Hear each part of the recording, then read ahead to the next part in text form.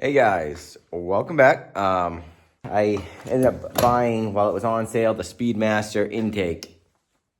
A lot of bad things being said about it, but like not bad reviews. I don't know if people aren't leaving reviews, if they hide the bad reviews, so there's just no reviews or what. But I know from Richard Holdner video, they're a little bit better than some of the stock intakes, or at least as equally as good as the stock LS2 intake. And it came with the throttle body, fuel rail, bunch of stuff, and it even came with some extra little bit of casting flaws in there. So I gotta dig into that today. I'll show you where all those casting flaws are and what I'm gonna do to get rid of them. All right, so this is the really cheap, terrible, worse than the aftermarket Jegs throttle body. This is the one that came with the intake manifold. I ordered the the LS2 kit because that's the one that was on sale. I didn't realize that this would be a little different. So this would fit on here, and it was really loose. So the inside diameter of this shaft, or this one, you can see it's been like turned down too. This one measured like 8 millimeters, while the stock one that would normally go on here was like 9.2 millimeters. So there was like way too much slop in there. So you'd be able to give this some throttle input, and it wouldn't read on here because there was too much slop. So what I did is I just 3D printed this little 1 bead width D-shaped piece to fit in there. It slides into this, with barely any resistance, just a little bit. And then this will go onto here with just that same little bit of resistance where I can just push it on, and then that'll make it so yeah, I don't have any slop in this. And then this was also tapped, I think, for an drive-by-wire assembly. My Corvette is drive-by-cable, so I had to use this one. But I'm guessing that all they do is they take the LS1 throttle bodies and they drill these counter bores, or mill these counter bores, and then there's a threaded hole in there. I use JB Weld and filled those because the seal of this blue O-ring went right across there, so it wouldn't be an airtight seal. I'd have an air leak. Not sure if how much air would leak and if it was a huge deal, but I really wanted to address that. So now that this goes on, everything fits. This was the same. It was like a little weird. I couldn't use the regular O-ring, so I had to get a bigger O-ring, but it went on nice and tight for the idle air control. Other than that, I think it's gonna work, but we'll see, because this thing like pretty much just about touches at the top. Huge gap down below. If I can open this up for you, you can see how crappy that surface is. They just like probably had a belt sander and just ran this OD of this thing right around a belt sander. And then you can also see the crap machine surfaces there. I don't know if like an aftermarket one is that rough, but I imagine it's not. There's a bunch of oil in here because I blew it up. But you can just see how much smoother it is around here. So much better quality. And that fit is real nice. I'm hoping the gap around here on the new throttle body isn't a big deal because I don't have this hole. So hopefully having that little gap around there isn't a big deal. But we'll see. We'll either adjust the tune or what for it. But talk about overkill on this throttle body. This one can literally eat this throttle body for breakfast.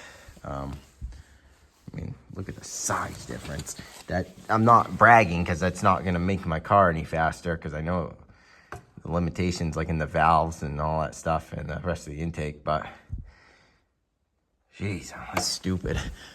If I have drivability issues, I'll go down to a 92 millimeter.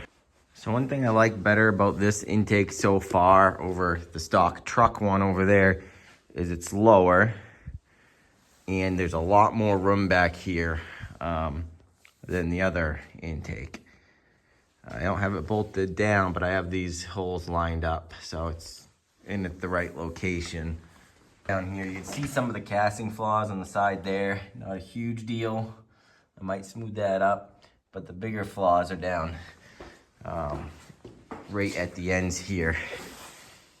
And I'll pull this apart, get a vacuum in there, and just die grind that out. One thing I will have to do, I have to figure out how to make a little mounting bracket for the drive-by cable because I think there's supposed to be something that just mounts to here, but I'll figure that out when it comes. I could have got some like fuel injector spacers down here to bring my fuel rail up, but instead I flipped these and was able to 3D print some spacers that are like, I don't know, they're like 23 millimeters tall. So it's out of polycarbonate carbon fiber, so they won't melt. They're good for like 300 degrees. But you see the spacers, and it just gets my fuel rail nice and low. If I would have lifted my fuel rail up further, everything would have been higher. And I like the looks of like the nice tight low fuel rails. I just have these sitting in there, no gaskets, but these are the LS Swap C4 Corvette headers from Speed Engineering. I got my other set over on the floor over there, collecting dust. I went from solid motor mounts that I made to the factory C4 Corvette ones. If you look over here, these are the motor mounts I had in it before because I wanted solid mounts because my turbo was mounted to the frame and I didn't want the engine moving around too much, cracking the exhaust pipes even though I had bellows on it. So, yep, those were flux core welded. They worked for a little while, but now we should get a better ride. So another modification that I have to do is, this is for the manifold air pressure. And as you can see, this AC Delco, I think it's like a 3-bar map or whatnot, 2.5, something like that, won't go in. I had the same issue on the other one. Over here, I'll show you real quick. I actually drilled it out so this would press in, and then I had this janky little system where it would hold it in, just because I didn't have like another way to fix it down. But you can see all these casting defects.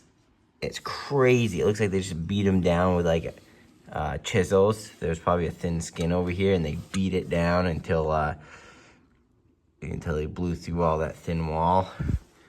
More evident on this side, where you can see they were using something to just hammer away. And this is ridiculous. But it was dirt cheap, and that's what I get. So I'm gonna get in there with a little die grinder and just grind it down, smooth it out a little bit. It doesn't have to be polished or anything at all. It shouldn't. And I'll see you back in a few minutes. I have to finish rounding all these edges off because, like, going in at this angle, I just can't get the edges perfect with this tool. So I have a really rough sander I'm going to use, and the sander will do the trick.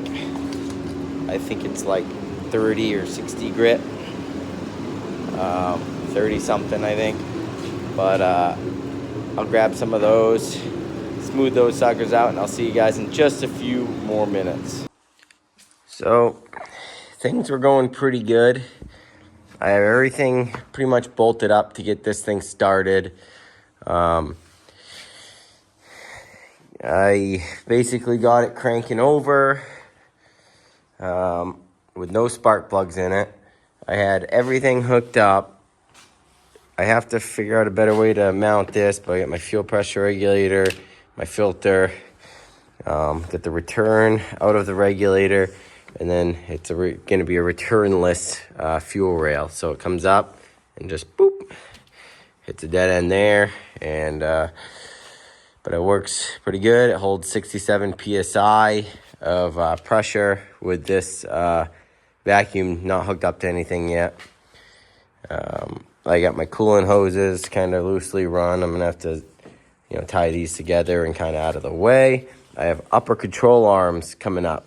They're being Friday, so there'll be a future video coming up soon on getting those installed. That's going to allow me to get some extra camber that these stock, that I can't get stock with the stock ones. So I'll get some more camber, the right amount of caster.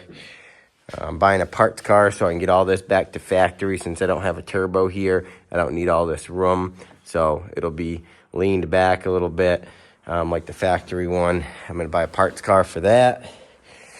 And basically, yeah, everything's coming along pretty good.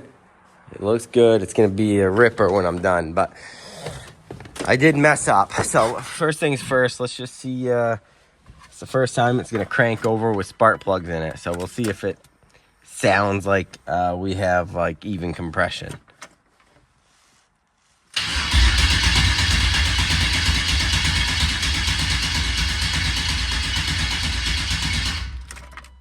A little, maybe a little gallop. But it could be the, lifter that's not like, maybe a lifter that's not quite there. Either way, she cranks. She sounds okay cranking.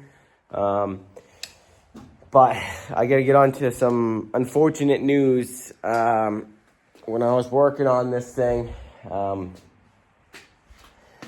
I got in the habit of always disconnecting the negative terminal first, but I don't really know what I was thinking. I was undoing some stuff, and I noticed that like when I wiggled these terminals, the power would kind of flicker in the car. So I was just like, I'm going to tighten these terminals. So I came over to this ground. It wasn't loose. Came over to this positive, and I could wiggle these connections pretty easy. So I'm okay. Well, it's just not tight. So I stuck a wrench just to tighten the positive, and it was one of those ratchet wrenches. So when I pushed, I went to ratchet it to have enough room to pull it back, and it touched on something over here. And I was like, oh, a little spark. Got the blood pumping, wrapped up what I was doing, had all my stuff plugged in, got in the car and went to crank it over. And I'll show you what it does. 0 lights on the Terminator X come on. I searched for fuses, like all the fuses are good. I test them with multimeter. I have power to the ECU. I have signal to the ECU, like the 12-volt switch. I can't find any shorts in the system. Disconnected all my sensors and relays and everything under the hood, thinking maybe I had a short in there. Couldn't figure it out. There's this circuit board control guy, repair guy, that said that, he had me do some tests on it.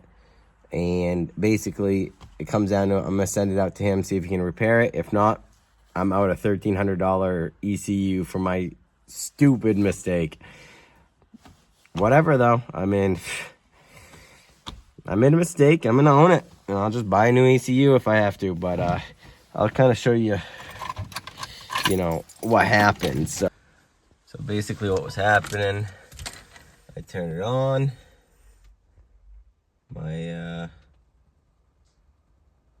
This would pop up, searching for ECU.